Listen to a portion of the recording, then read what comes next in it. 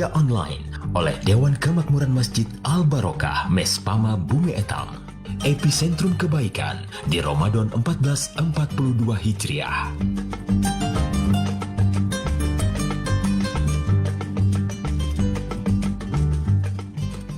Selamat mengikuti. Bismillahirrahmanirrahim. Assalamualaikum warahmatullahi wabarakatuh. Alhamdulillah, salatu wassalamu ala rasulillah, ala sayyidina Muhammad bin Abdillah. Asyhadu an la ilaha illallah wahdahu la syarikalah. Wa asyhadu anna Muhammadan abduhu wa rasuluh, la nabiyya wa la rasula ba'dah. Amma ba'du. Segala puji bagi Allah, Tuhan semesta alam. Pada kesempatan sore hari ini kita semua masih diberikan oleh Allah kenikmatan berupa iman, Islam, kenikmatan sehat walafiat, sehingga kita semua bisa menjalankan puasa di bulan Ramadan, menjalankan ibadah-ibadah di bulan Ramadan dengan lancar, dan semoga ibadah kita diterima oleh Allah Subhanahu wa taala. Dan tak lupa senantiasa kita bersolawat kepada Nabi Muhammad SAW dengan bersama-sama membaca Allahumma sholli ala sayyidina Muhammad wa ala ali sayyidina Muhammad. Jamaah sekalian dirahmati oleh Allah Subhanahu wa taala, kembali kita bertemu di kajian online DKM Pamasangata. Alhamdulillah pada kesempatan hari ini saya perkenalkan Diki Faisal, insya Allah akan memandu kajian online pada hari ini. Dan alhamdulillah kembali DKM Pamasangata bekerja sama dengan Cinta Quran Foundation untuk menghadirkan dai-dai nasional untuk mengisi kajian online kita. Dan pada kesempatan sore hari ini alhamdulillah sudah hadir di Zoom kita, yaitu beliau Ustadz Hilmi Firdausi. Kita sapa terlebih dahulu. Assalamualaikum Ustadz. Waalaikumsalam warahmatullahi wabarakatuh. Kabar sehat Ustadz ya? Sehat, alhamdulillah. Salam kenal Ustadz, kami dari Pamasangata Ustadz. Kami sangat berbahagia sekali, alhamdulillah Ustadz bisa insya Allah mengisi kajian kita pada sore hari ini Ustadz. Salam jumpa, salam kenal, salam ukhuwah, Mas Diki, teman-teman semua di Pamasangata. Semoga pertemuan kita sore hari ini membawa keberkahan untuk kita semua, insya Allah. Amin ya rabbal alamin. Ya mas sekalian ya, perlu jamaah ketahui bahwa Ustadz Hilmi ini ya, masya Allah, profilnya lengkap sekali. Saya baca, beliau dai nasional, mengisi di acara-acara seperti Damai Indonesiaku, bahkan pernah hadir di ILC Ustadz ya, masya Allah. Beliau juga penulis, pengusaha, lengkap sekali. Dan yang lebih menarik, beliau juga aktivis di media sosial. Benar Ustadz ya? Jih. Betul. Artinya pasti banyak ini followernya Ustadz, terutama dari anak-anak muda Ustadz ya? Insya Allah. Ini saya live Instagram boleh Mas? Boleh Ustadz, boleh. Baik ya, nanti saya live ke Instagram ya, Hilmi28 ya. Insya Allah ya. Ustadz, alhamdulillah.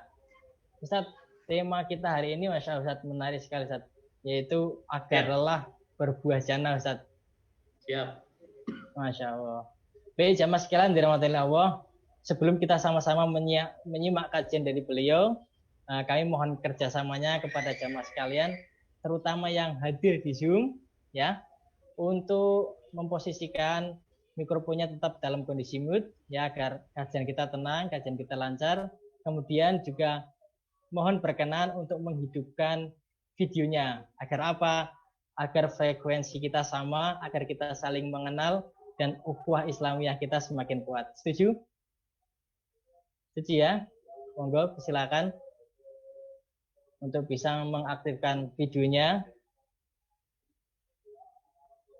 Dan untuk kajian kita seperti biasanya, insya Allah nanti Ustadz akan menyampaikan materi selama 45 menit dan kemudian akan dilanjutkan dengan tanya jawab. Jadi persilakan kepada jamaah yang berada di Zoom, silakan bisa tanya langsung dengan Ustadz ataupun menuliskan pertanyaannya di kolom chat. Dan kepada jamaah yang menyaksikan tayangan ini di Facebook ya, kami persilakan juga yang ingin bertanya bisa menuliskan di kolom komentar. Baik, langsung saja tidak panjang lebar dari saya, kita simak sama-sama kajian dari beliau Ustadz Hilmi Firdausi dengan tema agar lelah berbuah jannah. Kepada Al-Ustadz Hilmi kami persilakan. Terima kasih Mas Diki. Bismillahirrahmanirrahim. Assalamualaikum warahmatullahi wabarakatuh. Waalaikumsalam warahmatullahi Warahmatullahi wabarakatuh. Alhamdulillahirabbil alamin. Alhamdulillahilladzi anzala sakinatan fi qulubil mu'minin liyazdadu imanan ma'a imanihim. Asyhadu an la ilaha illallah wa asyhadu anna sayyidana Muhammadan abduhu wa rasuluhu la nabiyya wa la rasula ba'dah. Allahumma shalli wa sallim wa barik ala hadan nabiyil karim sayyidina wa habibina wa syafi'ina wa maulana Muhammadin wa ala alihi wa sahbihi ajma'in. Rabbi shrah li sadri wa yassir li amri wa hlul 'uqdatam min lisani yafqahu qawli, amma ba'd. Mas Diki, teman-teman di Pamasangata yang insya Allah diberkahi, dimuliakan Allah Subhanahu wa Ta'ala, pemirsa di YouTube, Facebook, dan follower Instagram saya yang sedang mulai live, sudah mulai banyak yang gabung biasanya kalau di Instagram ini. Alhamdulillah. Apa kabar semuanya? Semoga selalu mendapatkan limpahan keberkahan Allah Subhanahu wa Ta'ala. Sebentar lagi kita berbuka puasa. Kalau di Kalimantan Timur, jam berapa sekarang Mas Diki? Sekarang Sama jam 4.47 saat. Oh, Karena 4.47. jaraknya 1 jam. Jarak 1 jam ya. Berarti lebih cepat berbuka puasa nanti dibanding kami ya. Iya, Ustaz. Ya. Saya kangen sama teman-teman Kalimantan gitu ya, karena terakhir itu tahun lalu bersama Ustaz Abdul Somad bulan September ke Kalimantan juga. Insya Allah nanti kita akan bersua langsung, temu muka langsung offline ya, tanpa online-onlinean lagi, karena sudah agak jenuh juga kajian online hampir setiap saat yang ngelihat antum semua ada di layar kaca. Makanya tolong dihidupkan kameranya biar saya ketahuan ini muka-mukanya ini ya, biar ketahuan yang ganteng, yang cantik, yang soleh-solehah ya. Karena bagian dari keseriusan kita dalam menuntut ilmu adalah kita bersungguh-sungguh mujahadah ya. Kan kata Rasulullah SAW, man salaka tariqan yaltamisu fihi ilman sahalallahu lahu tariqan ilal jannah. Barang siapa meringankan langkahnya menuju sebuah majlis ilmu, maka Allah ringankan langkahnya menuju surga. Karena hari ini kita nggak melangkah kemana-mana, ya tetap di rumah kita, maka langkah itu kita gantikan dengan kesungguhan kita berupa menyalakan kamera, ya di-on-kan kameranya. Saya melihat antum semua ada di depan saya, jangan cuma namanya aja ya. Namanya ada, orangnya sedang di WC apa sedang apa, saya kan nggak tahu ya. Jadi tolong hidupkan kameranya, bentuk keseriusan kita menggapai keberkahan thalabul ilmi. Ya, karena nggak bisa main-main ya. Kalau kita belajar benar, itu ada adab-adabnya supaya ilmunya barokah. Kalau ilmu barokah itu bisa manfaat dunia akhirat. Baik teman-teman semua, alhamdulillah saya kedapatan tema yang bagus banget ya, agar lelah berbuah jannah. Masya Allah. Teman-teman di sini ada yang lelah ya, ada yang capek gitu ya. Ya semua kita lelah ya. Selagi kita masih hidup di dunia pasti ada lelahnya, pasti ada capeknya. Karena memang tempatnya untuk berlelah-lelah itu di dunia. Bercapek-capek itu di dunia. Nanti kalau berleha-leha itu di surga. Ya gitu ya. Karena sekarang sedang masih di dunia, belum ke surga, maka tempatnya lah kita untuk bercapek-capek, berlelah-lelah. Namun jangan sampai semua kelelahan kita itu berbuah sia-sia.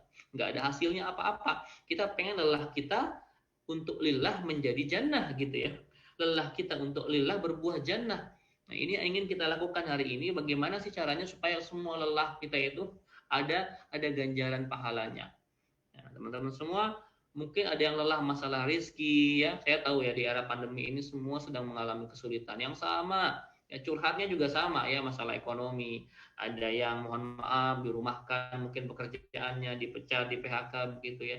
Ada yang mungkin bisnisnya mundur, nggak laku dan sebagainya karena pandemi, terpukul sekali. Hampir semua orang terpukul karena adanya pandemi ini. Semuanya sama, mengeluh lelah masalah rezeki. Ya kadang-kadang ada yang sudah dipecat dari pekerjaannya, dia memilih pekerjaan lain. Saya juga mendapati beberapa orang teman saya kantoran ketika di PHK mereka memilih menjadi supir ojek online. Capek katanya, lelah, nggak seberapa hasilnya, melelahkan sekali. Mengajar rezeki ternyata melelahkan buat mereka. Ya, ada juga yang melelahkan mencari jodoh. Ya, wahai para jombloan, jomblowati di sini, ada yang jomblo nggak di sini? Oh, Mas Diki udah berkeluarga tampaknya. Mas Widi, Alvan Widi sudah berkeluarga. Kalau dari gimana? Belum antum? Belum, Masya Allah. Anak kira dengan tampang yang jebrosan gitu sudah punya keluarga ya. Tampang aku berewokan gitu, Masya Allah. Casingnya casing dewasa sekali. Masya Allah ya. Saya doakan semoga antum segera mendapatkan jodohnya, amin. Ya, teman-teman di sini juga saya lihat ada ya tampang-tampang casing jomblo lah, ada lah di sini ya. Karena Mas Ajam juga jomblo, ini saya tahu ya. Ya, mohon maaf ya, jomblo itu bukan saya bully teman-teman semua. Enggak, saya enggak membuli, saya memotivasi supaya nanti kajian sama saya lagi, antum semua enggak jomblo, gitu ya. Gitu kan? Itu kan doa ya. Doa di bulan Ramadan ini mustajab. Apalagi doa nih menjelang puasa, menjelang buka puasa ini mustajab banget. Kata Rasulullah kan, salah satu la turaddu da'watahum. Ada 3 golongan yang tidak akan tertolak doanya. Yang pertama apa? Al-imamul adil, pemimpin yang adil. Yang kedua, as-shaimu hatta yuftira. Orang puasa sampai dia buka. Yang ketiga, wa da'watil mazlum. Doanya orang terzolimi. Itu doanya makbul semua. Nah, mumpung lagi puasa, saya puasa, antum puasa. Dan di waktu mustajab ini kita berdoa semoga yang jombloan, jomblowati sore hari ini segera mendapatkan jodoh terbaiknya dunia akhirat. Amin ya robbal alamin. Amin yang paling kencang. Nyalakan nggak apa-apa speakernya. Baik, lelah mencari jodoh, lelah masalah keluarga, lelah segala macam lelah. Bahkan ada orang yang lelah mencari pengakuan manusia. Ya, di era sosmed ini tadi saya dibilang aktivitas sosmed itu capek. Banyak orang yang lelah gara-gara mencari likes, mencari komen, mencari pengakuan manusia lah, mencari keviralan, mencari popularitas, itu lelah sekali. Ya, karena era sosmed itu eranya viral, ya, eranya sesuatu pengen viral. Ya, semua orang pengen viral, semua orang pengen dikenal, semua orang pengen populer gara-gara di sosial media. Ya, itu melelahkan. Kalau Anda posting ngincer likes aja nggak dapat kok, udah 5 jam posting yang like cuma 2 orang gitu ya, lelah teman-teman. Lelah ya. Kalau Anda mengharapkan itu ya lelah, semua capek. Segala macam kehidupan ini memang lelah teman-teman semua. Nah, ngurus anak yang sudah berkeluarga lelah ya. Emak-emak ini sekarang ini sedang lelah banget, saya tahu banget ya. Lagi sekolah daring kan, anak kita yang masih daring. Gara-gara sekolah daring, emak-emak jadi darting. Ya. Darah tinggi ya, ngerasain tuh jadi guru gimana susahnya. Nah, alhamdulillah bisa ngerasain kan sekarang. Dulu ngomel-ngomel sama guru anaknya, sekarang ngerasain tuh ngedidik satu anak aja susah, apalagi guru anak kita 20, 30, 40 orang dia pegang sendirian. Masya Allah teman-teman. Jadi ada hikmahnya lah, segala macam yang Allah berikan kepada kita itu pasti ada hikmahnya. Pandemi juga membawa hikmah yang luar biasa. Nah, teman-teman semua, kenapa sih kita lelah? Kenapa sih kita seakan-akan galau, gundah gulana akan segala macam yang Allah takdirkan dalam kehidupan kita? Allah tuh jauh-jauh hari sudah bilang sama kita bahwa manusia itu pasti dapat ujian. Manusia itu pasti dapat sesuatu yang nggak mengenakkan dirinya. Jangan ngarepin semuanya enak, nggak mungkin. Nggak mungkin. Di surah Al-Ankabut ayat 2 Allah bilang begini, a'udzubillahi minasyaitonirrajim, ahasiban nasu ayyusraku ayyaqulu amanna wa hum la yuftanun. Ya, apakah manusia mengira akan dibiarkan berkata kami ini beriman kepada Allah sebelum diuji? Gitu kata Allah kepada kita. Kita ini nggak gampang aku beriman kepada Allah tapi belum dapat ujian. Jadi konsekuensi pertama, ketika kita mengucap asyhadu alla ilaha illallah wa asyhadu anna muhammadar rasulullah, itu pasti diuji.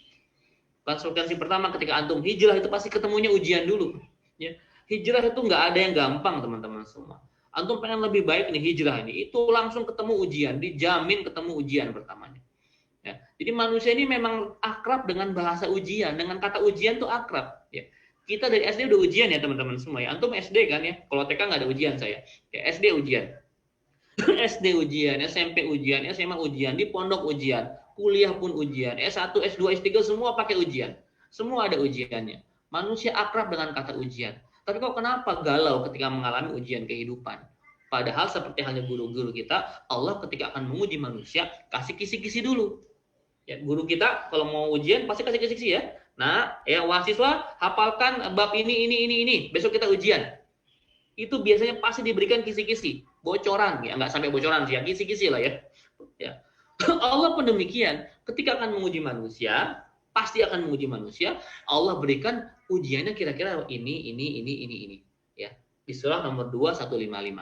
A'udzubillahi minasyaitonirrajim. Walanabluwannakum bisyai'im minal khaufi wal ju'i wa naqsim minal amwal wal anfus was samarat, gitu ya kata Allah Subhanahu wa taala. Ada 5 macam ujian, walaupun banyak yang lain juga ada. Ini tapi di ayat ini cuma 5. Ujian manusia kata Allah Subhanahu wa taala berbentuk yang pertama adalah khauf, rasa takut, was-was.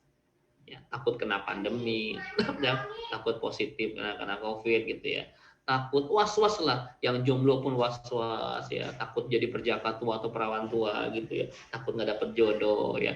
Yang punya pekerjaan pun takut dipecat ya, yang punya bisnis pun takut merugi, segala macam kekhawatiran kita ya. Kekhawatiran kita termasuk masuk Ramadan pun ada yang khawatir ternyata ya, ada yang khawatir. Ibu-ibu masuk Ramadan khawatir, was-was, kenapa sembako pada naik, nanti bisa nggak memenuhi kebutuhan keluarga ya. Pengusaha pun was-was, takut masuk Ramadan, kenapa dekat-dekat Lebaran harus ngeluarin THR gitu ya. Segala macam membuat kita takut ya. Itu bentuk ketakutan yang Allah berikan sebagai ujian kepada kita. Rasa takut itu adalah ujian dari Allah Subhanahu wa taala. Khauf.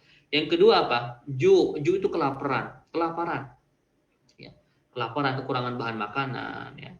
Ya, kalau Indonesia sepertinya sih nggak terlalu banyak ya orang kelaparan ya.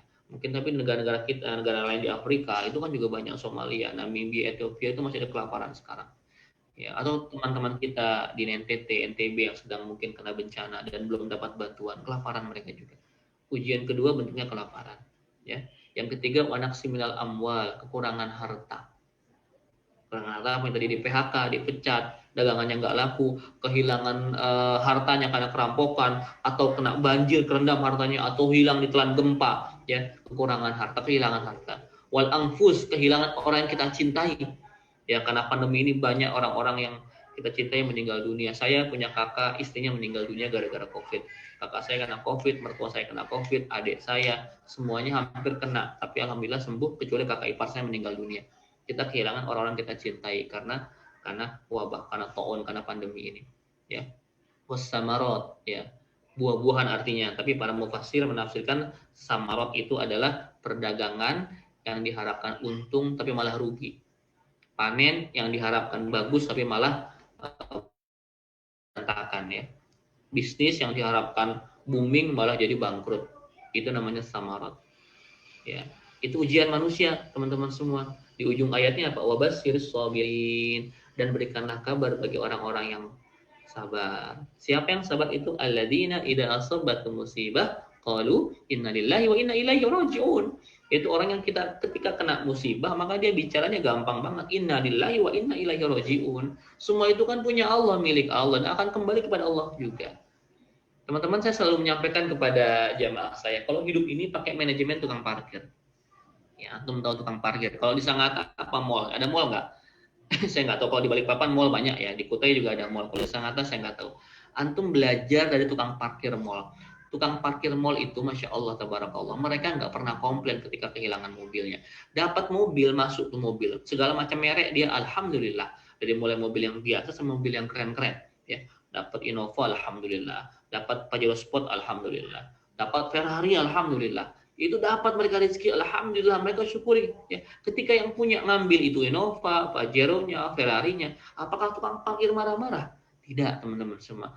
Tukang parkir merelakan apa yang bukan punya dia. Karena tugas dia hanya menjaga titipan, menjaga amanah yang punya. Itu pula status kita di dunia sekarang, menjaga titipan amanah yang Allah punya. Harta kita bukan kita yang punya. Istri kita, anak kita, segala macam yang kita miliki itu bukan punya kita. Tapi titipan Allah Subhanahu wa ta'ala. Tugas kita menjaganya dengan baik. Teman-teman semua. Dan suatu ketika nanti Allah mengambil miliknya, bukan milik kita, maka kita akan berkata, ini kok punya Allah, bukan punya kami. Ya, itulah makna dari sabar, teman-teman semua. Ya. Lalu kenapa sih kita ini sering merasa kelelahan gitu? Ini pasti ada faktor-faktornya nih. Ya, pasti ada faktornya. Selain memang sifat dasar manusia itu ya, kalau bahasa game itu default setting ya. Default settingnya manusia itu memang suka ngeluh, teman-teman semua. Ya. Suka ngeluh, suka merasa kelelahan. Ya. Nanti dibuka di surah Al-Ma'arij. Ya. Ayat 19. Kata Allah Subhanahu wa ta'ala, innal insana khuliqa halu'a. Sesungguhnya manusia itu memang diciptakan suka berkeluh kesah. Jadi antum kalau yang suka ngeluh, kalau antum yang suka memang merasa lelah, capek, memang ini kayak begini nih tipikal manusia. Innal insana khuliqa halu'a. Idza massahu syarru jazua. Jika dia ditimpa sebuah musibah, ya, sesuatu yang tidak mengenakkan hatinya, maka dia mengeluh, manusia itu. Wa idza massahul khairu manu'a. Tapi sebaliknya, kalau dapat kebaikan, dapat rezeki, dapat anugerah, manu'a, cenderung dia pelit. Gitu ya. Manusia itu begitu. Kalau dapat kesulitan dia teriak-teriak kemana-mana, mencari simpati, mencari empati. Tolonglah saya ini sedang kesulitan, ditimpa musibah begini, dia sebarkan ke seluruh dunia supaya orang berempati kepada dia. Namun ketika dia bahagia, happy, dapat rezeki, emak-emak dapat arisan misalkan gitu ya, atau yang bapak dapat orderan, dapat objekan, dapat income yang besar dan sebagainya, diam-diam kebanyakan, gitu ya. Itu tipikal manusia, illal musallin, kecuali orang-orang yang sholat. Ya, dan seterusnya ayatnya, teman-teman semua. Jadi penyebab pertama yang menyebabkan kita ini galau itu adalah karena bisikan setan. Ya, menyebabkan kita merasa lelah, capek, rasa hidup ini ya Allah capek. Ya. Sampai mungkin kadang berpikir putus asa, sampai mungkin kadang berpikir untuk mengakhiri hidup ini. Naudzubillah, naudzubillah. Ya. Hati-hati dengan waswasil khannas. Ya, bisikan-bisikan setan yang selalu membisikkan kita ya untuk jauh dari Allah Subhanahu wa taala, untuk bahkan berburuk sangka kepada Allah Subhanahu wa taala ya. Min syarri waswasil khannas, membuat hati kita ini was-was gitu ya. Membuat hati kita ini selalu enggak tenang. Karena di surah Al-A'raf ya, nanti antum buka ya. Setan itu ternyata mengganggu manusia dari 4 penjuru. Nah, ini saya sampaikan ya antum semua ya. Setan itu menggoda manusia dari 4 penjuru ya, di surah Al-A'raf ayat 16 dan 17. Qala fabima aghwaytani la'aqudanna lahum siratal mustaqim ya, summa la'atiyannahum min baini aydihim ya wa min khalfihim wa an syama'ilihim ya wa an aymanihim wa an syama'ilihim wa la tajidu aktsaruhum syakirin ya. Jadi setan itu menggoda manusia ya dari arah depan, dari arah belakang, dari arah kanan dan kiri. Ya, itu godaan-godaan yang setan berikan kepada manusia supaya apa? Supaya ikut sama mereka nanti bersama-sama di neraka jahanam. Naudzubillah summa naudzubillah. Menggoda dari arah depan, apa maksudnya? Bahwa setan akan memberikan kepada kita bisikan tentang keraguan masalah akhirat. Ya, diberikan, udahlah, ngapain ibadah? Surga neraka itu nggak ada. Aja dunia ini yang harus kamu nikmati.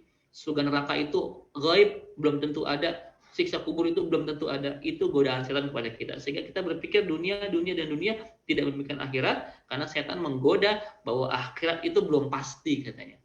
Ya, itu menggoda dari arah depan. Lalu menggoda dari arah belakang apa artinya? Menumbuhkan penyakit wahan. Terlalu cinta kepada dunia. Teman-teman hati-hati ya. Ternyata setan juga menggoda dari arah belakang kita dengan cara menumbuhkan kecintaan yang berlebihan terhadap dunia. Kecintaan terhadap harta, kecintaan terhadap keluarga, anak, istri, kecintaan terhadap semua yang berbau duniawi, itu dibuat oleh setan takut kita kehilangannya. Ya, sehingga tumbuhlah penyakit wahan. Kata para sahabat, wa qala qailun ya Rasulullah wa mal wahan. Ya, wahan itu apa ya Rasulullah? Rasulullah hubbud dunya wa karahiyatil maut. Terlalu mencintai dunia dan terlalu ketakutan akan kematian. Itu godaan setan dari arah belakang. Lalu setan juga menggoda manusia dari arah sebelah kiri, ya, sebelah kanan, sebelah kanan dengan cara terhadap syariat Islam. Setan membuat was-was kita ragu-ragu tentang syariat sholat, ya, syariat puasa, sedekah, pakai hijab dan sebagainya. Itu dibuat ragu sama setan. Ya, bagi para akhwat mungkin sampai ada kata-kata, udahlah nggak usah pakai hijab dulu. Yang penting kan hatinya juga bersih. Hijab belakangan aja, yang penting hijabin hatinya dulu. Itu bagian dari godaan setan, menggoda manusia di arah sebelah kanan. Ya, menggoda secara syariah, keraguan terhadap syariah. Yang terakhir, menggoda dari sebelah kiri dengan cara merangsang manusia untuk berbuat maksiat. Nih, jadi yang suka godain manusia itu untuk berbuat maksiat adalah godaan setan yang di sebelah kiri. Nah, lengkap ya, digoda tentang masalah akhirat, diberikan kecintaan terhadap dunia, digoda terhadap keraguan tentang terhadap syariah ya. Yang keempat, dirangsang untuk maksiat. Itu segala penjuru setan menggoda manusia. Ya, makanya teman-teman semua ketika melakukan apapun jangan lepas untuk ta'awuz ya, supaya kita nggak melibatkan setan dalam setiap aktivitas kita. A'udzubillahi minasyaitonirrajim atau a'udzubillahi samil alim minasyaitonirrajim. Ya. Setan ini sudah berikrar ketika mereka diusir dari surga, ya Allah, kami terima, dikutuk, diusir dari surga. Tapi izinkan kami menggoda anak cucu Adam agar nanti bersama-sama kami menetap di neraka. Na'udzubillah, subhanallah. Ya, itu godaan setan. Selanjutnya, kenapa manusia ini suka merasa lelah? Ya, karena kurang bersyukur kepada Allah Subhanahu Wa Taala. Kelelahannya itu diakibatkan karena dia merasa dia hidup yang paling berat gitu.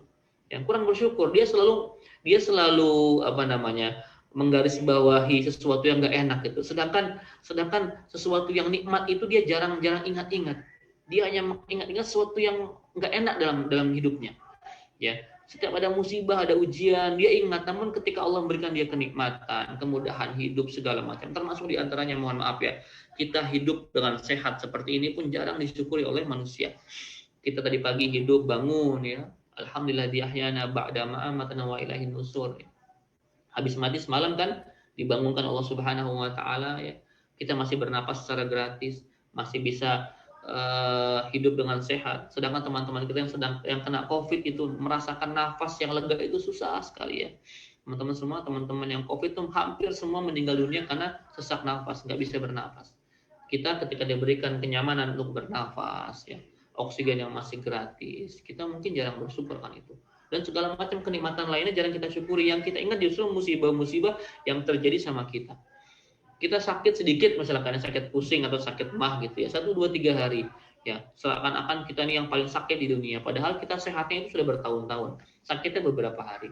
Itulah tipikal manusia ya. Kita jangan pernah berburuk sangka kepada Allah Subhanahu wa Ta'ala. Dan yang terakhir, kenapa manusia itu sering merasakan kelelahan? Karena dia salah merespon.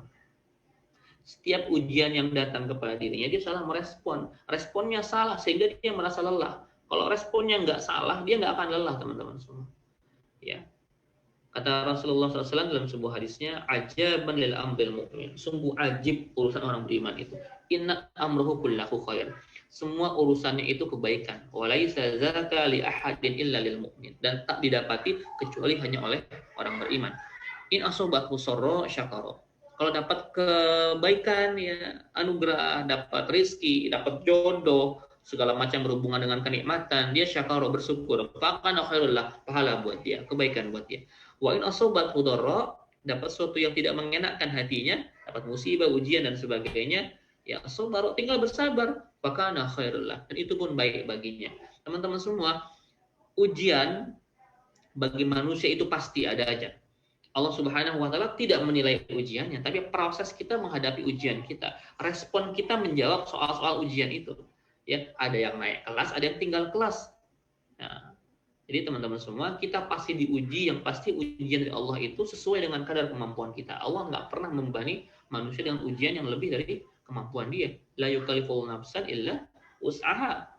Nggak mungkin Allah menguji seorang anak SD dengan ujian anak SMP. Nggak mungkin Allah menguji anak SMP dengan ujian anak SMA. Demikian anak SMA pun nggak mungkin diuji dengan soal anak kuliahannya. Orang akan diuji sesuai dengan kadarnya, sesuai dengan kemampuannya. Nggak ada ujian yang melampaui batas kebisaan kita, kemampuan kita. Ya, yang penting jangan salah merespon apa yang Allah berikan kepada manusia. Nah, setelah kita tahu kenapa kita sering galau, sering capek, sering lelah, apa solusi-solusinya supaya kita lebih tenang menghadapi hidup ini, lebih santuy kalau bahasa anak zaman now ya, lebih woles, slow, nggak terlalu berlebihan. Yang pertama teman-teman semua, luruskan niat kita. Kita ini hidup di dunia itu kan nggak lama teman-teman ya. Hidup di dunia ini nggak lama, sebentar aja, sebentar sekali. Ya, makanya jangan salah niat. Kalau niatnya cuma buat happy-happy, buat foya-foya, atau buat ngumpulin harta sebanyak-banyak di dunia ini, semu sekali teman-teman semua ya. Ubah niat kita. Wa ma khalaqtul jinna wal insa illa liya'budun, kata Allah. Dan tidaklah aku ciptakan jin dan manusia kecuali untuk ibadah pada Allah. Itu tujuan hidup kita. Luruskan niat dulu nih, hanya untuk ibadah pada Allah Subhanahu wa Ta'ala. Ketika kita meyakini bahwa semua aktiviti kita untuk Allah Subhanahu wa Ta'ala, maka kita tenang teman-teman semua. Antum semua bekerja kepada seorang bos misalkan, dan bos itu tidak menghargai kerjaan antum dengan sesuai, dengan semestinya. Antum nggak perlu galau. Toh saya bekerja ini untuk Allah Subhanahu wa Ta'ala, demi menafkahi keluarga saya. Ya. Kadang-kadang kita melakukan sesuatu, kita nggak mendapatkan penghargaan sesuai dengan apa yang kita lakukan, kita kecewa teman-teman semua. Kenapa harus kecewa? Ya, kenapa harus kecewa? Yang kita lakukan kalau untuk Allah, apapun penghargaan dari manusia, respon dari manusia nggak ngaruh buat kita teman-teman semua. Ya. Antum berbuat kebaikan sama orang dan dia nggak mengucapkan terima kasih, antum nggak usah marah-marah. Kita berbuat kebaikan bukan untuk manusia itu, bukan untuk orang itu, tapi untuk Allah Subhanahu Wa Taala. Apapun respon orang itu kita nggak peduli. Dia ucapin terima kasih, ya alhamdulillah. Dia marah-marah sama kita juga nggak masalah. Kalau kita berbuat baik sama dia itu untuk Allah Subhanahu Wa Taala. Memang berat ya. Manusiawi kalau antum ngasih dia marah-marah, antum pasti lebih sewot. Udah dikasih nggak tahu terima kasih begitu ya. Kalau bisa berantem gitu ya. Manusiawi ya. Tapi itulah kenapa kita harus semuanya mengutamakan Allah Subhanahu Wa Taala. Ketika semua untuk Allah, semua tenang teman-teman semua tenang, masya Allah. Saya ada sebuah kisah yang sangat bagus banget buat Ibroh ya. Ceritanya begini, ada seorang istri solehah, masya Allah. Istri solehah ya punya suaminya buta. Setiap hari itu si istri itu terlihat oleh tetangganya dia tuh bersih, rumahnya bersih, disapu, dilap, dipel, dan istri itu selalu tampil cantik. Ya, cantik, pokoknya ibu rumah tangga yang luar biasa lah.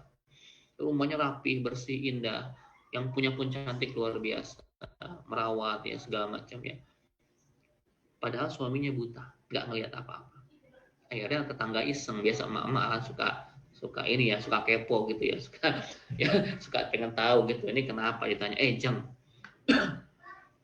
ini maaf ya, bukankah suaminya Jeng itu mohon maaf ya buta, nggak bisa ngelihat, tapi kok saya lihat tiap hari Jeng ini rajin bersih-bersih, rumahnya rapi, nggak pernah kotor, dan Jeng ini selalu bersolek, cantik dan sebagainya. Ini untuk siapa? Emang suami Anda ngelihat Anda ngapa-ngapain? Emang suami Anda ngelihat rumah Anda yang rapi ini? Emang suami Anda ngelihat Anda dandan? Apa jawaban si itu? Bu, saya bersih-bersih rumah, ya menyapu, ngepel, ya saya buat indah rumah saya dandan, ya. Itu bukan buat suami saya, tapi karena kewajiban saya. Karena Allah suruh saya untuk berbuat seperti itu. Allah suruh saya menjadi seorang istri yang solihah, menyenangkan suami, walaupun suami saya nggak lihat. Saya ulangi, walaupun suami saya nggak lihat, saya nggak mengharapkan respon suami saya, karena keterbatasannya. Suami saya nggak bisa melihat rumah saya rapi, bersih, saya dandan cantik. Saya biasa pun suami saya nggak ngerasa, tapi saya dandan ini karena memang Allah mewajibkan seorang istri menyenangkan hati suaminya. Masya Allah ya teman-teman semua, kalau kita melakukan semua untuk Allah, dijamin kita nggak akan pernah kecewa apapun respon manusia. Ya, yang jadi kecewa adalah ketika kita terlalu berharap terhadap respon manusia. Itu capek, melelahkan, lelah, karena banyak sekali kita nggak sesuai dengan ekspektasi kita. Ya. Pengakuan manusia itu demi Allah melelahkan teman-teman semua. Gitu ya, luruskan niat kita. Yang kedua, supaya nggak gampang lelah gimana? Ya. Tingkatkan takwa kita kepada Allah Subhanahu Wa Taala. Antum lelah karena punya masalah, dan masalah ini harusnya cepat selesai jika antum takwa. Janji Allah Subhanahu Wa Taala kan begitu ya. Di surah At-Talaq ayat 2 dan 3. A'udzubillahi minasyaitonir rajim. Wa may yattaqillaha yaj'al lahu makhraja wa yarzuqhu min haitsu la yahtasib, kata Allah Subhanahu Wa Taala. Dan barang siapa bertakwa kepada Allah Subhanahu Wa Taala, maka Allah siapkan jalan keluar dari segala macam permasalahan kehidupannya. Wa yarzuqhu min haitsu la yahtasib, dan kasih bonus sama Allah. Apa tuh? Rizki dari arah yang tidak diduga-duga, masya Allah. Itu teman-teman semua. Jadi antum kalau punya masalah, sering merasa lelah, sering merasa galau, ya, diperbaiki ketakwaannya. Ya, dengan takwa, insya Allah semua akan menjadi mudah, teman-teman semua. Bahkan setelah dapat solusi, dapat juga apa? Dapat bonus berupa rizki min haitsu la yahtasib. Ya. Saya suka menyebut ini rizki, ada 8 jalan rizki ya. Nah, saya ada materi tentang 8 jalan rizki. Dan rizki yang paling mantap menurut saya itu rizki yang min haitsu la yahtasib ini. Rizki dari arah yang tidak diduga-duga. Rizki dari arah yang unpredictable. Kalau antum orang kantoran dapat gajian, itu bukan unpredictable, itu sudah reguler namanya. Rizki yang antum pasti dapatkan setiap tanggal 1 gitu ya. Antum karyawan dapat gaji tanggal 1 atau tanggal lainnya, antum sudah merasa besok dapat gajian. Ya, tidak terlalu excited, tidak terlalu menggembirakan, biasa aja, pasti dapat kok tiap bulan begitu ya. Namun yang min haitsu la yahtasib ini adalah rezeki yang benar-benar antum nggak duga sebelumnya. Misalkan antum ikut pengajian ini ya, nggak ngarapin apa-apa nih, memang tolabul ilmi aja, tiba-tiba antum diundi sama cinta Quran, dapat hadiah umroh ya, ya Mas Azam ya, Masya Allah, ini namanya min haitsu la yahtasib ya teman-teman semua. Ngajinya kapan gitu udah nggak inget, tahu-tahu dikocok antum dapat tuh, antum udah registrasi ya, diundi dapat umroh, Masya Allah. Ataupun yang lain-lain ya, tiba-tiba aja antum dipanggil sama atasan antum, Mas Alvan Widi ya misalkan, karena Anda orangnya loyal, Anda orangnya jujur, amanah, saya angkat jadi kepala cabang misalkan, atau saya angkat jadi apalah begitu ya, tanpa diprediksi sebelumnya. Kadang-kadang ya manusia itu nggak mengira loh apa yang Allah skenariokan untuk hidupnya. Ya. Kita ini terlalu berpikirnya itu terlalu tekstual sekali. Saya melakukan ini, saya bekerja ini, saya dapat ini. Ya. Padahal nggak semuanya kayak begitu teman-teman semua. Ada jalur-jalur yang memang kita kadang-kadang nggak prediksi. Kok tiba-tiba saya begini ya? Padahal dulu saya nggak niat begini loh. Kok Allah mengarahkan saya kok ke titik ini ya? Padahal sesuai dengan skenario hidup saya gitu ya. Kan ada manusia yang suka buat timeline ya, rencana begini, entar goalnya ini. Ternyata itu melenceng semuanya. Oh, hikmahnya apa? Bahwa kita manusia hanya bisa berencana teman-teman semua. Allah semua yang mentakdirkan. Boleh kita berencana, tapi semua tawakal sama Allah Subhanahu Wa Taala, gitu loh. Ya, Allah sering membelokkan rencana kita, karena Allah tahu mana yang terbaik buat hidup kita. Ya, kita yakin itu teman-teman semua serahkan sama Allah Subhanahu Wa Taala. Makanya jangan pernah buruk sangka sama Allah.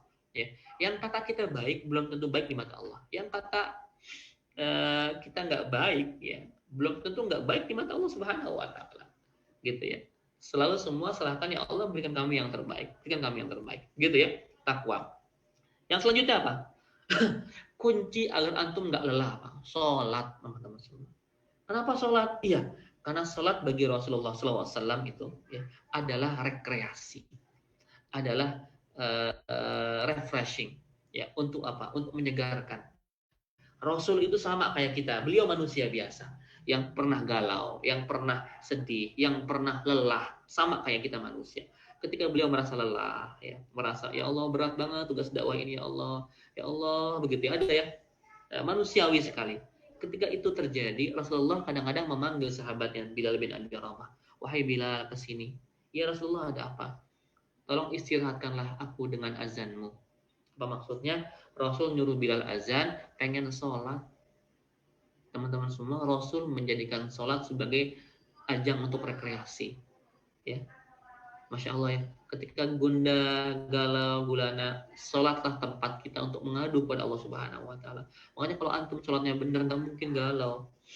Ya, kalau antum benar sholatnya, antum nggak mungkin lagi lelah, capek, gundah, gulana, gelisah. Gitu. Nggak mungkin teman-teman semua. Ketika antum merasa itu semua, berarti ada yang salah dengan sholatnya. Sholat kita selama ini cuma jadi sekedar penggugur kewajiban kita. Ada nggak yang kayak begitu? Ya, antum tadi asar sudah, ya, zuhur tadi sudah. Ya, apakah itu berbekas sama hidup kita? Ini ana khawatir sekali. Ketika kita menjadikan sholat sebagai penggugur kewajiban. Bahkan, naudzubillah ya, ada yang menganggap sholat sebagai beban kehidupan. Beban dia. Ya, tanpa sadar dia bicara. Misalkan antum lagi kerja, sedang rapat itu kan jam 2, jam 3 sampai jam 4 ya. Lagi tengah-tengah rapat tiba-tiba Allahu Akbar. Ya Allah, kok udah azan lagi? Perasaan tadi baru zuhur. Nah, ada pernah ngomong gitu antum ya? Perasaan tadi baru zuhur, udah asar lagi aja. Apa artinya bahwa antum menganggap sholat itu sebagai pengganggu aktivitas, sebagai beban kehidupan? Kalau sudah menganggap itu sebagai beban kehidupan, dijamin kita nggak bisa khusyuk dan menganggap itu menjadi berat. Kata Allah Subhanahu Wa Taala kan, wasta'inu bis-sabri was-shalah fa innaha lakabiratun illa 'alal khashiin, gitu ya. Dan jadikanlah sabar dan salat sebagai penolong. Sesungguhnya salat itu berat kecuali bagi orang-orang yang khusyuk, teman-teman semua. Kalau kita nggak khusyuk, berat salat kita. Apalagi jadi beban dalam kehidupan kita, itu berat banget. Jadi kita nggak dapat apa-apa efek dari sholat kita, teman-teman semua. Ya, antum yang banyak masalah, coba deh perbaikin sholat, perbaikin kualitas sholatnya, ketepatan waktunya, berjamaahnya, keseriusannya, kekhusyuannya dalam sholat. Insya Allah pasti ada perbaikan. Saya suka ngomong gini sama teman-teman yang baru hijrah. Ustadz, kami pengen hijrah Ustadz. Dari mana kami harus memulai hijrah kami? Saya bilang begini, sederhana sekali. Bro, coba deh mulai dengan cara memperbaiki kualitas sholatmu. Saya bilang gitu, perbaiki kualitas sholat kita. Kalau kita pengen berubah, perbaiki kualitas sholat kita. Kenapa demikian? Yang satu, sholat adalah ibadah pertama yang Allah hisab nanti di akhirat. Awalu ma yuhasabu bihil abdi yaumal qiyamah as-shalah. Ibadah pertama yang Allah hisab nanti di akhirat adalah sholat. Kalau benar sholatnya, insya Allah yang lain pun ikut benar. Yang kedua, sholat adalah pembeda antara kita sama orang kafir. Ya, orang kafir puasa sama-sama kita. Kita sedekah, orang kafir juga sedekah. Ya, kita ziarah, umroh, haji, orang kafir juga ziarah ke tempat-tempat mereka. Orang Islam sholat, orang kafir nggak sholat. Ya, itu yang membedakan antara kita sama orang-orang kafir. Maka perbaiki kualitas sholat kita, kehusyuan sholat kita, teman-teman semua. Ya, nanti kapan-kapan kita akan bahas bagaimana tips agar kita bisa khusyuk dalam sholat kita. Gitu ya. Selanjutnya, ya, agar kita tidak galau dalam kehidupan kita, tidak masalah, tingkatkan kesabaran. Ya. Sabar. Teman-teman semua tahu nggak ada berapa level sabar itu? Sabar itu kata Ibnu Abbas ada 3 tingkatan. Yang pertama, sabar dalam menjalankan perintah. Yang kedua, sabar dalam menolak maksiat. Yang ketiga, sabar dalam menerima musibah. Yang pertama itu pahalanya 300 kata Ibnu Abbas ya. 300 kali lipat. Yang kedua 600. Yang ketiga 900. Ini level pahala udah berbeda. Apa artinya? Bahwa sabar dalam menjalankan perintah, misalkan sabar dalam berpuasa. Ini kita butuh sabar loh puasa, ya. Kita ngeliatin orang-orang yang pada buka gitu ya, orang-orang yang pada makan gitu ya, orang-orang yang pada minum di depan kita siang-siang, minum es cendol, es buah. Wih, Masya Allah, itu kalau nggak sabar-sabar malah lolos kita itu. Ya, kita kan sabar dalam menahan godaan. Ya. Dan kadang-kadang saya aneh nih, lagi rame ke Indonesia. Hormatilah orang tidak berpuasa gitu katanya. Jadi orang berpuasa disuruh hormati orang tidak berpuasa. Ini kan makin aneh nih. Saya entah bingung sama omongan pejabat itu. Kita orang berpuasa disuruh menghormati orang tidak berpuasa. Terbalik kan harusnya. Tapi sebenarnya kita tuh nggak perlu dihormati, teman-teman semua. Kita nggak akan kok tergoda dengan dia mau makan kayak mau gitu. Cuman etiknya aja, etikanya aja, adabnya aja. Kita sedang beribadah, hormati dong yang sedang beribadah. Kita aja orang Islam, kalau sedang ada orang ibadah, misalkan contoh di Bali gitu ya, sedang ada nyepi, kita hormat kok. Kita sholat Jumat nggak pakai speaker, kita jalan pun tidak berombongan, dalam rangka menghormati mereka. Ya, masa sekarang kita berpuasa, kita nggak boleh mereka menghormati kita. Walaupun kita nggak gila hormat, tapi itu bentuk dari adab untuk membina kerukunan hidup atau beragama. Ya, jangan sampai kita hanya menjalankan kewajiban kita, tapi kita nggak mendapatkan hak kita. Gitu ya, sabar dalam menjalankan perintah, 300 pahalanya. Yang kedua, sabar dalam menolak maksiat. Ini lebih berat ternyata. Para jomblo menolak pacaran, Masya Allah, berat itu ya, Mas Alvan Widi ya. Teman-teman semua para jomblo ya, antum semua menolak untuk berhubungan in relationship dengan lawan jenisnya, itu berat, godaan, apalagi bagi cowok-cowok ya. Namanya teman-teman semua yang masih punya pacar sekarang putusin atau halalin, saya bilang gitu.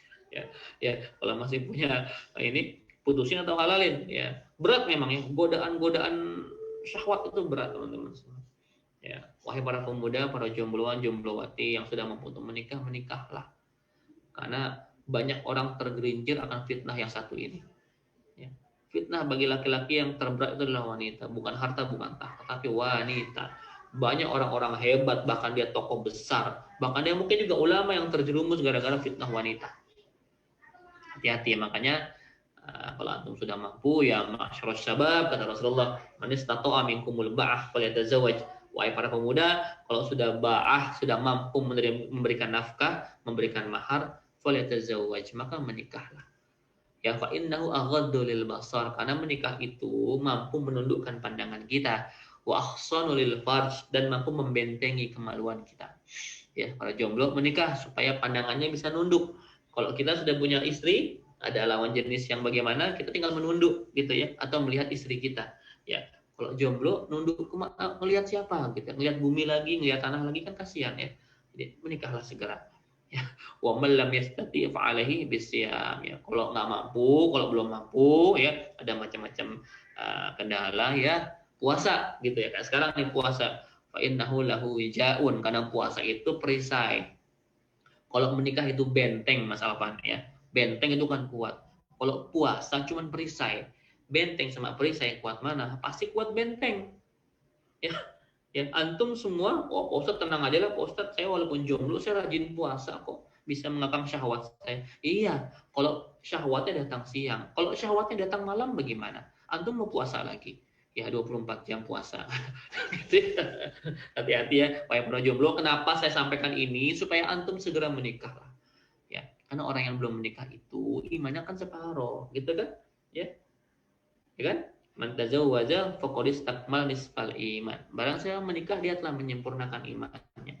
Jadi teman-teman yang jomblo di sini, Mas Alvan Widi dan teman-teman, antum semua kalau jomblo ini ibadahnya separoh. Antum kalau jamaah salat berjamaah di masjid ya kan dapat 27 pahala ya. 27 derajat gitu ya. Nah, kalau jomblo 13,5 biasanya ya. Karena dibagi dua hanya karena belum menikah, maka menikahlah supaya ibadah kita sempurna nilainya. Ini jomblo kena bully terus sama saya, mohon maaf ya teman-teman semua. Termotivasi harusnya. Nanti saya kajian lagi, datang ke Sangatta, antum semua sudah menikah. Amin ya robbal alamin. Sabar ya. Yang kelima, syukur, bersyukur kepada Allah Subhanahu wa taala. Ya, qalbun syakirun. Itu penting banget ya teman-teman semua. Supaya nggak capek, nggak lelah, nggak galau, bersyukur. Ya, qanaah, menerima apa yang Allah berikan kepada kita.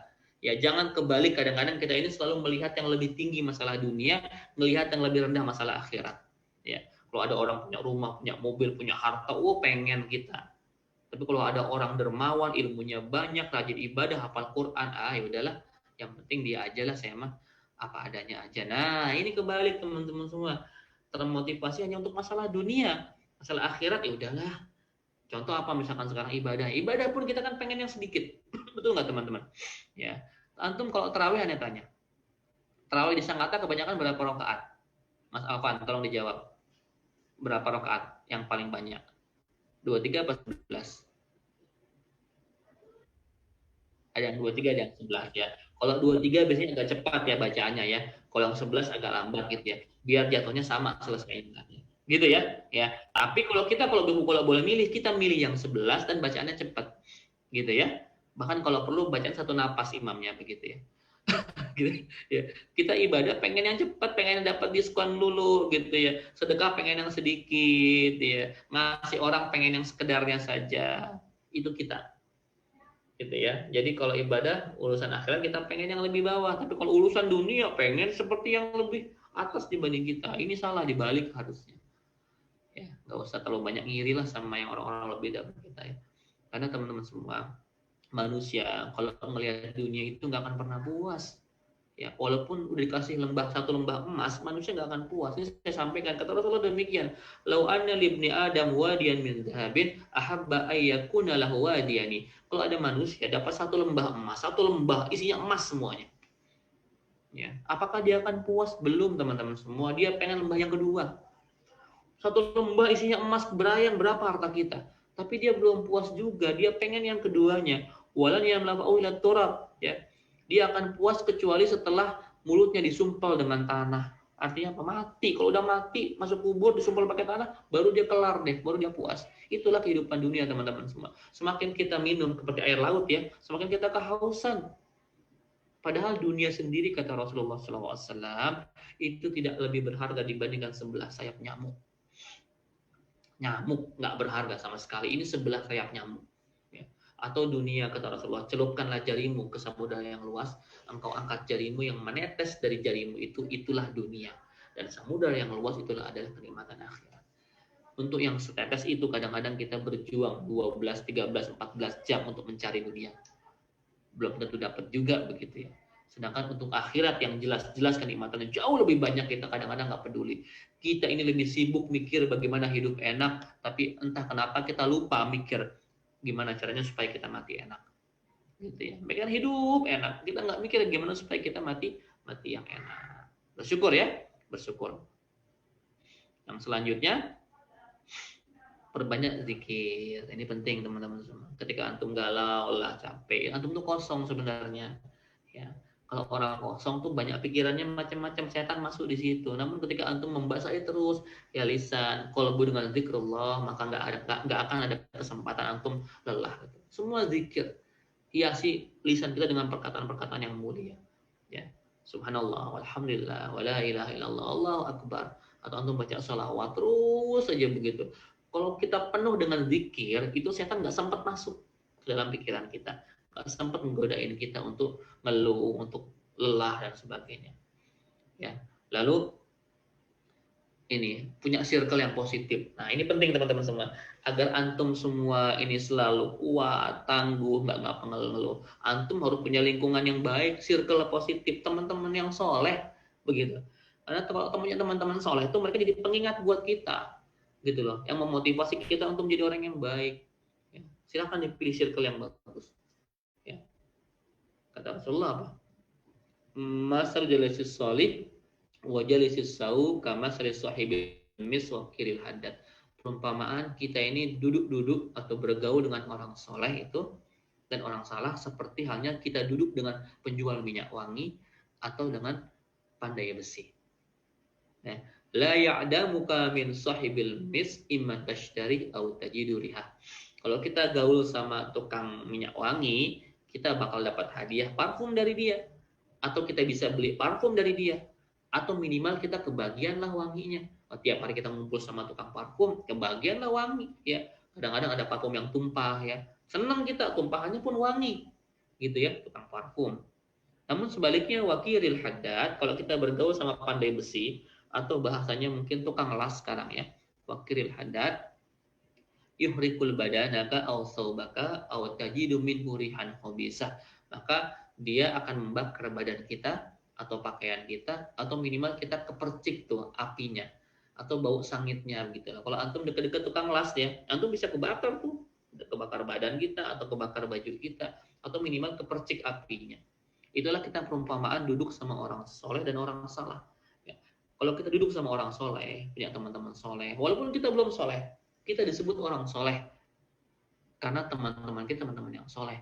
Kita ngaji di majelis taklim, di masjid, kita belum soleh nih, tapi kita ngumpul sama orang kayak begitu, orang mencap kita, masya Allah nih orang-orang soleh.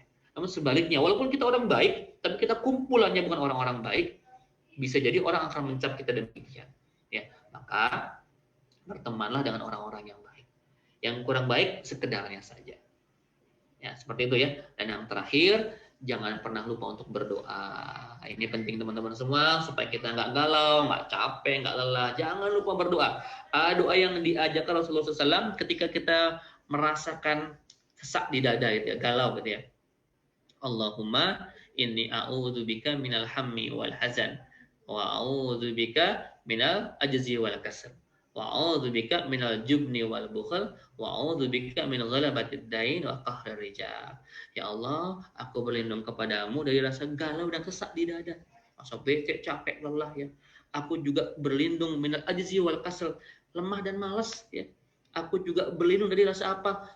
Kikir dan pengecut dan kikir ya. Dan aku berlindung dari jeratan hutang dan tekanan manusia.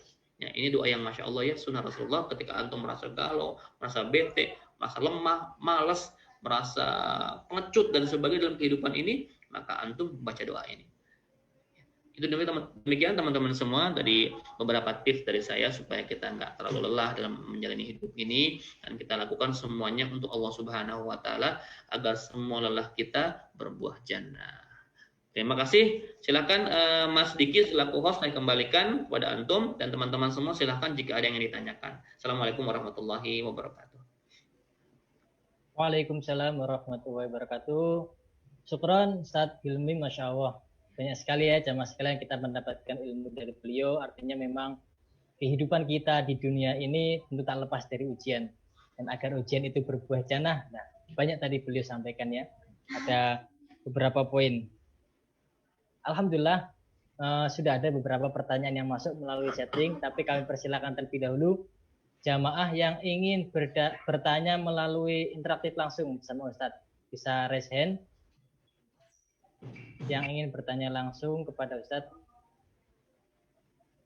Baik, sambil menunggu Ustadz, ini ada pertanyaan yang masuk Ustadz dari Mas Boni Ustadz. Monggo. Jadi pertanyaannya itu tadi salah satu kita agar tegar menghadapi ujian itu adalah dengan bersabar, Ustaz. Ya. Cuman kadang sabar ini bikin kita capek, sabar ini lelah. Ya. Nah, sebenarnya sabar ini gimana? Ada batasnya atau enggak, Ustaz? Monggo, Ustaz. Sabar itu benar memang nggak ada batasnya. Sabar itu sampai titik perjuangan kita yang terakhir. Ya, kalau ada yang bilang kalau kita sedang marah, sabarnya ada batasnya loh. Ya, jangan gitu-gitu amat lah, sabarnya ada batasnya ya. Enggak, teman-teman semua. Sabar itu enggak ada batasnya. Sabar itu batasnya sampai kemampuan kita yang terakhir. Jadi semakin berat kita menahan sabar kita, semakin berat kita dalam menahan segala sesuatu yang menimpa kita ya, itu semakin besar pahalanya, teman-teman semua. Ya tetap sabar ya. Tapi ketika antum sabar, bukan berarti antum harus diam, antum nerimo gitu, enggak. Sabar enggak selamanya harus berdiam diri. Ya. Sabar enggak selamanya harus antum diam tanpa melakukan aksi apa-apa. Enggak. Ya. Ketika antum mohon maaf ya misalkan difitnah, dizolimi, enggak harus antum diam terus untuk sabar gitu, enggak. Ya. Dijawab, diklarifikasi, tapi seperlunya aja. Ketika antum dizolimi, nggak cukup dengan doa saja, dijawab juga. Tapi jangan dibalas kezolimannya ya, cukup dijawab saja.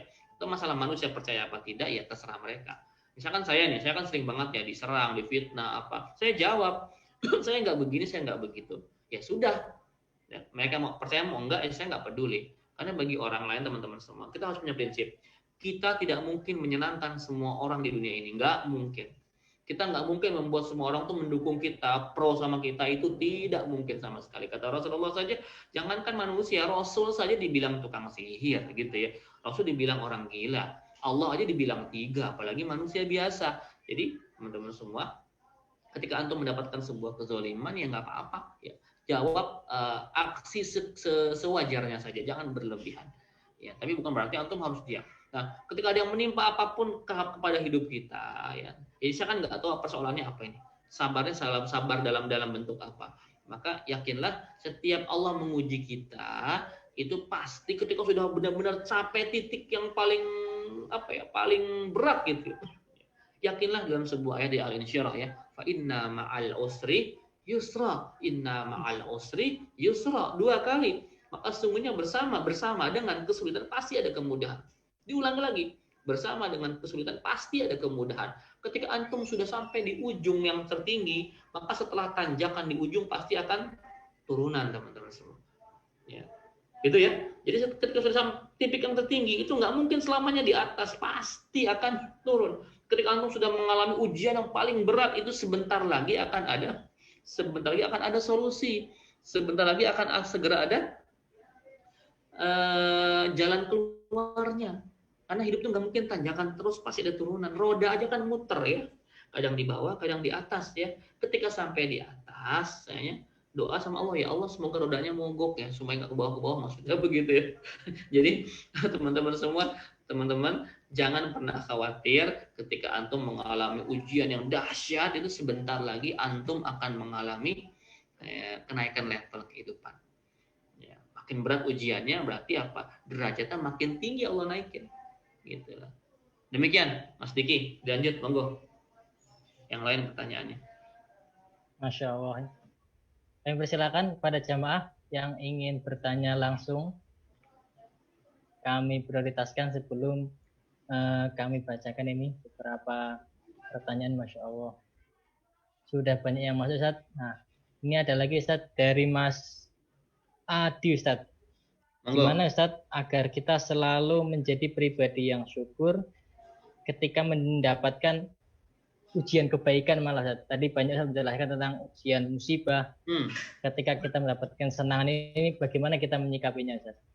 Ya, teman-teman semua, Masya Allah ya, benar banget ya, bahwa ujian itu tidak hanya sesuatu yang menggelisahkan hati ya, tapi ujian juga seringkali berbentuk kenikmatan. Nah, ini jarang dirasakan, jarang kita sadari.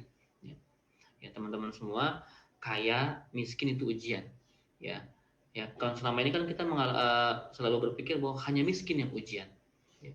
Hanya musibah yang ujian gitu ya, padahal teman-teman semua, kekayaan, kemudahan hidup jika salah disikapi itu juga menjadi ujian ya. Tahu nggak kenapa teman-teman Rasulullah pengen berdoa jadi orang miskin? Ya kata Rasulullah kan gitu. Ya Allah, jadikan aku orang yang miskin, matikan aku dalam keadaan miskin, dan bangkitkan aku bersama orang-orang miskin. Ya, walaupun kita mengartikannya nggak bisa letterlux ya. Beberapa ulama menafsirkan hadis ini tuh, ya Allah jadikan aku ini orang-orang yang rendah hati, yang tawadu, seperti orang miskin gitu ya. Tapi artinya apa teman-teman semua? Rasul itu kalau bisa mah jangan jadi orang kaya deh, begitu. Ya, dalam artian apa? Kekayaannya jangan sampai membebani hidup kita. Boleh kaya, namun digunakan semua untuk apa? Untuk jihad fisabilillah. Abdurrahman bin Auf tuh pernah nangis tersengguk-sengguk loh. Ya, ketika itu beliau setelah Rasul wafat membawa kafilah dagang dari Syam ke Madinah 700 ekor unta beserta isi-isinya. Wah, ada permadani, ada perhiasan segala macam lah. Sampai ketika datang ke Madinah disangka Aisyah radhiyallahu anha, ini ada pasukan yang menyerang Madinah ya begitu ya. Kata sahabat yang lain, bukan wahai ummul mukminin, ini kafilah dagangnya Abdurrahman bin Auf. Segitu banyaknya sampai membuat kota Madinah tuh berdebu gitu karena deru ontanya 700 ontanya dengan dagangannya. Dipanggil Abdurrahman bin Auf sama Siti Aisyah radhiyallahu anha. Wahai Abdurrahman, ini apakah benar kafilah dagangmu? Benar wahai ummul mukminin, ini punya aku. Aku ingin menyampaikan, ya dulu Rasulullah SAW sempat menyampaikan kepadaku ketika beliau belum meninggal ya gitu, masih hidup, di antara 10 sahabat yang dijamin ke surga, maka engkaulah sahabat yang paling lambat masuk ke surganya. Kok bisa begitu kata Abdurrahman? Ya, karena hartamu paling banyak, hisabmu paling panjang. Setelah disampaikan perkataan itu, nangislah terseduh-seduh Abdurrahman bin Auf dan dia bicara langsung pada Aisyah, wahai ummul mukminin, saksikanlah seluruh kafilah dagangku ini aku sumbangkan untuk seluruh penduduk kota Madinah. Teman-teman semua, Abdurrahman bin Auf menyedekahkan seluruh harta yang dia bawa tadi. Banyak kisah tentang beliau yang membuat kita geleng-geleng kepala. Beliau tuh orang pengen miskin teman-teman semua. Pengen banget miskin, tapi nggak miskin-miskin. Tapi selalu kaya. Karena kalau sedekah itu brutal beliau tuh. Sedekahnya itu luar biasa. Tapi dia nggak pernah bisa miskin. Ya. Kalau kita kebalik ya, kita ini pengen kaya tapi nggak kaya-kaya gitu ya. Kalau beliau pengen miskin tapi nggak miskin-miskin ya. Teman-teman semua apa artinya ya? Kekayaan itu ujian. Ya. Kemiskinan juga ujian. Nah, ketika dalam kekayaan, gimana supaya tetap kita bersyukur? Dengan kelapangannya suka melenakan ya, karena tipikal manusia itu ketika sulit dia dekat sama Allah, ya, dekat sama Allah. Lagi jomblo ini, masya Allah sedang sulit kan ya, pengen jodoh kan doa tiap malam, dikencengin tuh sepertiga malamnya, tahajudnya nggak pernah lewat, duhanya nggak lewat, dekat sama Allah Subhanahu Wa Taala. Sedang ada hajat, ada kebutuhan. Ketika Allah kasih jodohnya, belum tentu dia kayak begitu lagi. Nah, gimana tipsnya supaya kita dalam kelapangan, dalam kenikmatan, tetap bisa bersyukur kepada Allah Subhanahu Wa Taala. Yakinlah bahwa apa yang Allah berikan kepada kita itu adalah ujian buat kita. Kalau kita punya harta, kita nggak sedekahkan, harta jadi fitnah buat kita. Kalau kita punya istri, punya anak, nggak kita jaga amanah, kita didik dengan baik, itu pun fitnah buat kita, teman-teman semua. Hati-hati, ujian kekayaan itu seringkali bahkan melenakan. Orang kadang-kadang kuat loh diuji sama kemiskinan. Tapi orang kadang-kadang juga gagal diuji dengan kekayaan.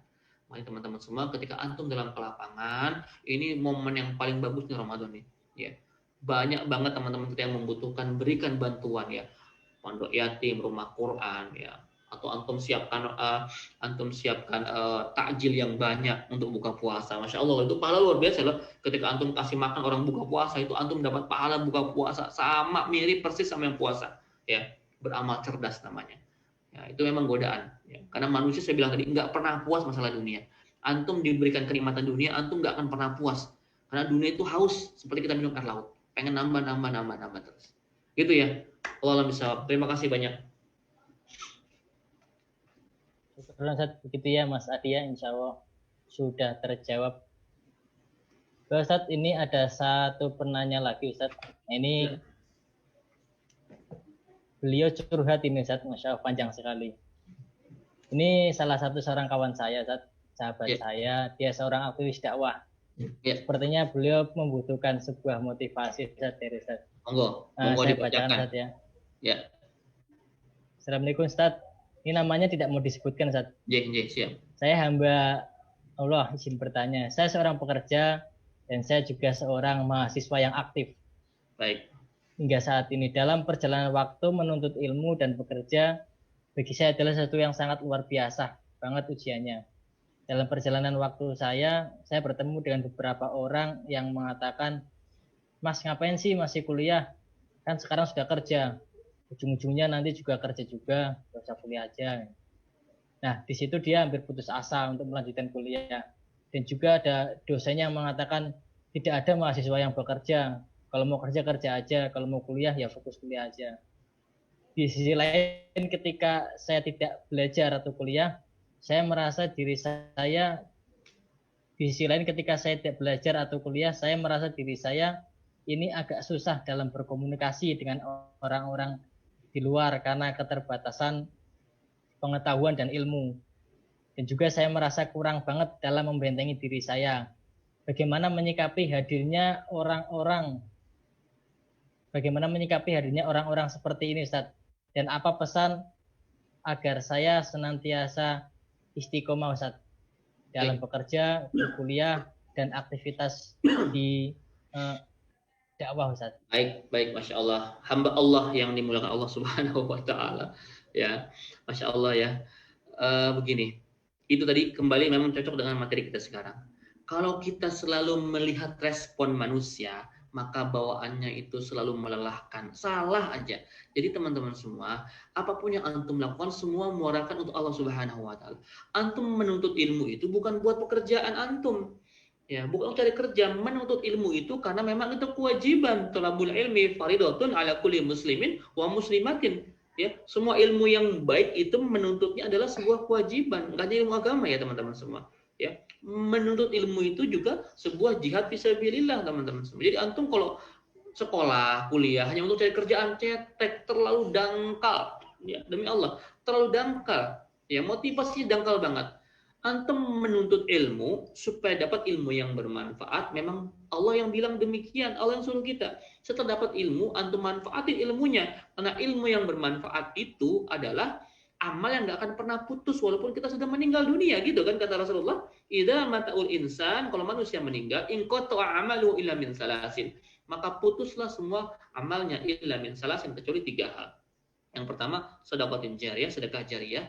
Yang kedua, aw ilmin yuntafa'u bihi, ini ilmu yang manfaat. Jadi antum kalau untuk kerja doang mah terlalu dangkal ya. Menuntut ilmu ini bentuk ibadah kepada Allah, menjalankan sunnahnya Rasulullah, dapat pahala, menjadikan kita orang yang bermanfaat di dunia wal akhirah, dapat ilmu yang bisa membawa kita dapat pahala sedekah jariyah waktu sudah meninggal dunia, ya, dan dapat kita amalkan, juga memperluas wawasan kita. Karena beda loh, orang yang kuliah, orang yang sekolah itu tata cara bicaranya, cara dia bergaul, ya networkingnya dan sebagainya, itu akan lebih bagus orang yang mengenyam bangku pendidikan. Jadi jangan pernah menuntut ilmu untuk mendapatkan dunia. Nah, termasuk juga antum kepada anak-anak kita ya, nak kamu sekolah yang bagus ya nak ya, supaya nanti dapat kerjaan yang begini. Terlalu cetek ketika antum nyuruh anak sekolah untuk dapetin dunia. Salah motivasinya, nak. Kamu sekolah yang benar, ya, supaya apa? Karena ini Allah yang suruh. Menuntut ilmu itu wajib, ya. Menuntut ilmu itu meringankan jalan kita ke surga, ya. Yang benar, yang serius, dapat ilmu yang manfaat, yang bisa digunakan untuk orang lain, orang banyak. Nanti bonusnya dapat kerjaan, dapat dunia, itu bonus aja, gitu loh. Nah, itu yang pertama tentang ilmu. Yang kedua, saya bilang tadi, Mas hamba Allah ya. Ketika kita selalu mendengarkan apa ocehan manusia, capek hidup ini, ya. Karena manusia itu begitu. Antum pernah dengar nggak kisah seorang penunggang keledai? Ada seorang ya penunggang keledai yang ketika ketemu manusia ini selalu salah, selalu dibilang salah. Ketika itu pertama dia menunggang keledainya kemudian tua, kecil gitu, ringkih sekali. Ya. Ketika dia menunggang keledainya, ada ketemu orang. Dasar ini orang nggak punya peri kebinatangan gitu ya, nggak punya orang peri kehewanan. Ini keledai sudah tua, sudah rentak begini, dinaikin juga nggak kasihan.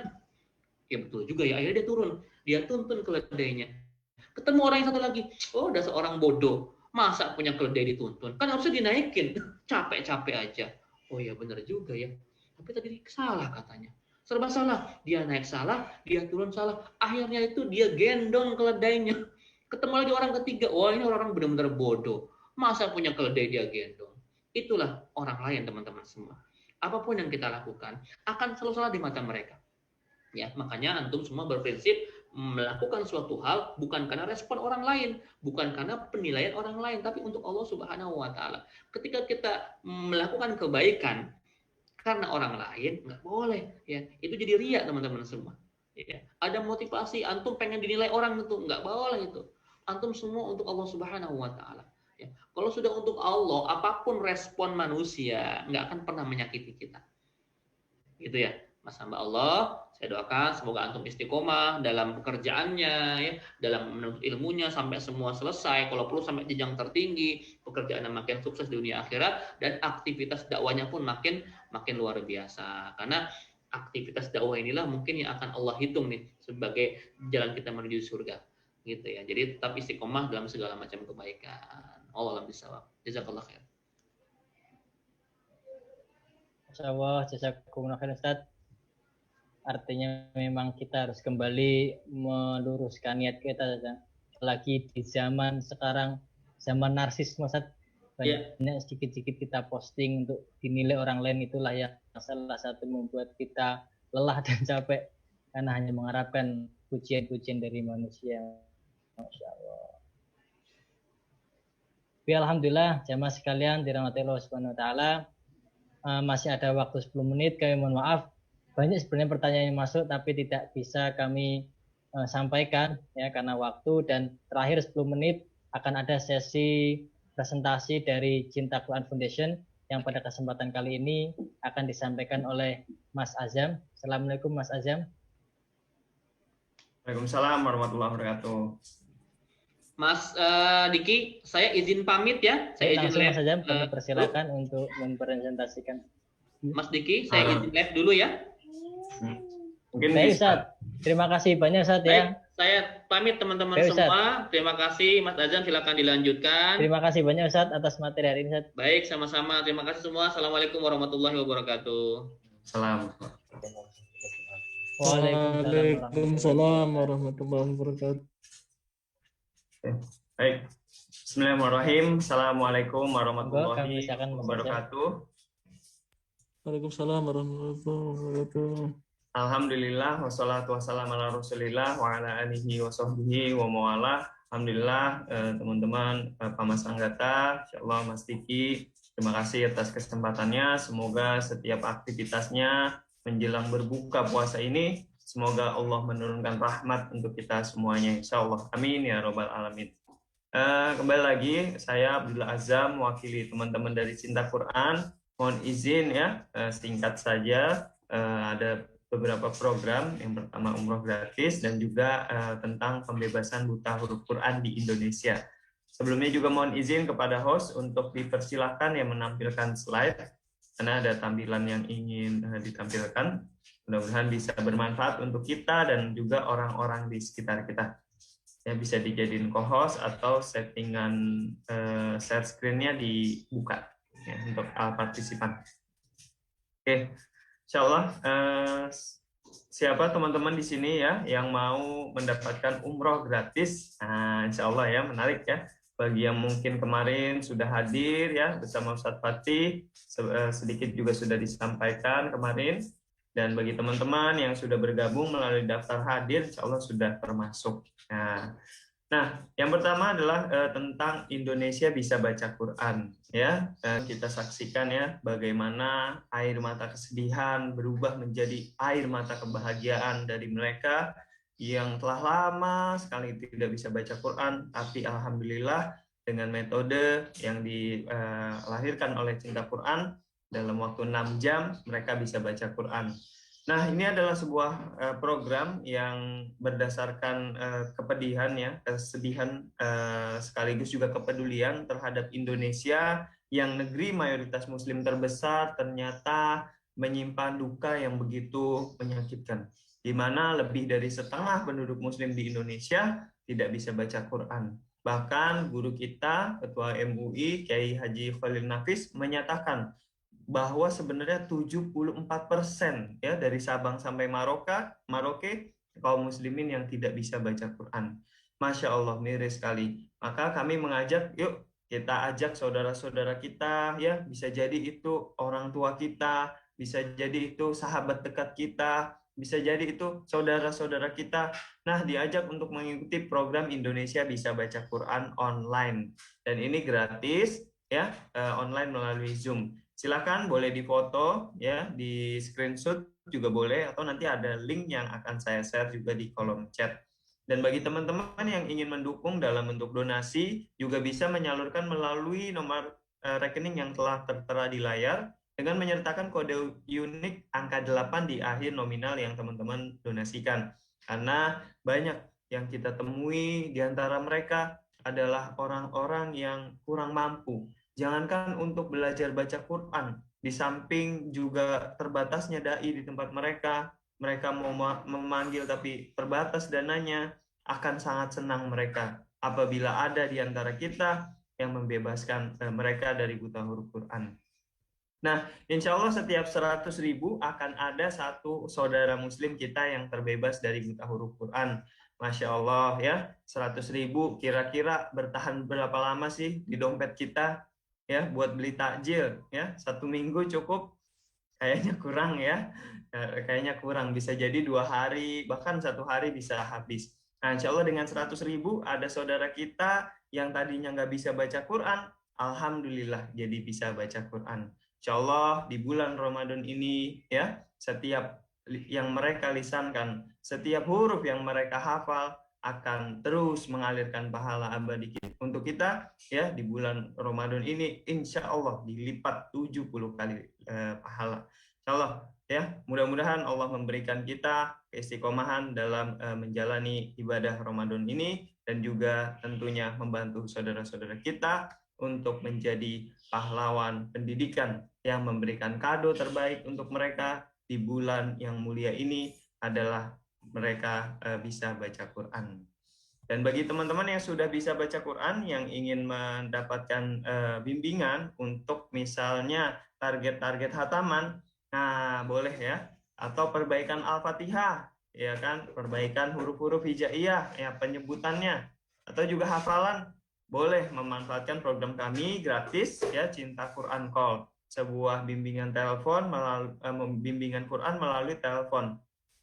Nah, jadi setelah mendaftar akan dihubungi di waktu-waktu yang telah dijanjikan untuk didengarkan bacaan Qur'annya, dibimbing tilawahnya, diperbaiki bacaan-bacaannya, termasuk juga murojaah hafalannya boleh. Semoga bisa mendekatkan kita dan keluarga dengan Quran, dan keluarga kita menjadi keluarga yang Qur'ani. Dan mudah-mudahan juga kita sekeluarga mendapatkan ya syafaat dari Quran. Amin ya robbal alamin. Ini mungkin informasi dari saya, kurang lebihnya mohon maaf. Terima kasih kepada Mas Diki, terima kasih kepada teman-teman, rekan-rekan dari Pamas Anggata. Semoga Allah memberikan banyak kebaikan untuk kita. Wassalamualaikum warahmatullahi wabarakatuh. Waalaikumsalam warahmatullahi wabarakatuh.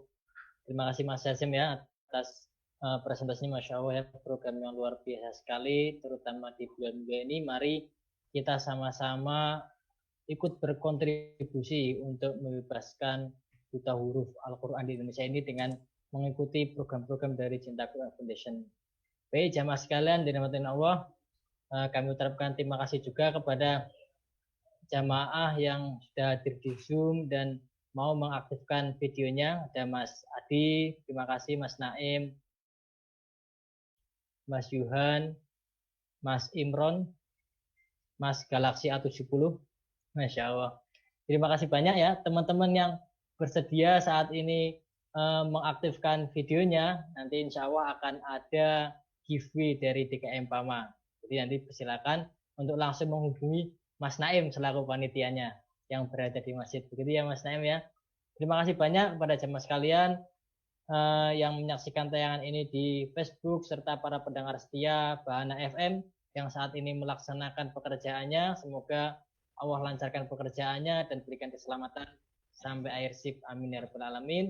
Baik, insya Allah kita bertemu kembali di kajian online berikutnya dengan ustadz-ustadz narasumber yang luar biasa di kajian online Ramadan DKM PAMA. Sekian dari saya, kurang dan lebihnya mohon maaf. Wabillahi